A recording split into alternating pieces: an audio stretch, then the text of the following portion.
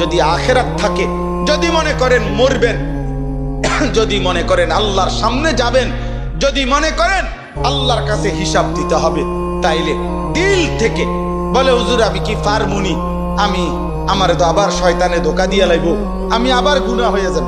আরে আব্বা, শয়তানে কি করবে আগামীকাল আপনি তো আজকে জানেন না। কথা বলেন না, আপনি জানেন আগামীকাল কি হবে আপনার জীবনে? আপনি জানেন আগামীকাল আপনি বাঁচবেন জানেন?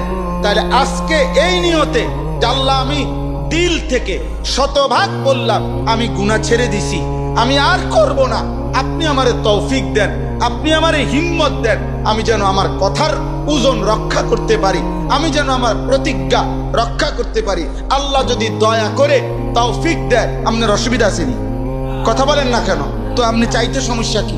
দোস্ত, একটা জীবন বুঝি এভাবে চলে যাবে যে আমি কিছুই জানলাম না ইসলামে, ইসলাম থেকে আমাদের কিছুই নেই শেখার।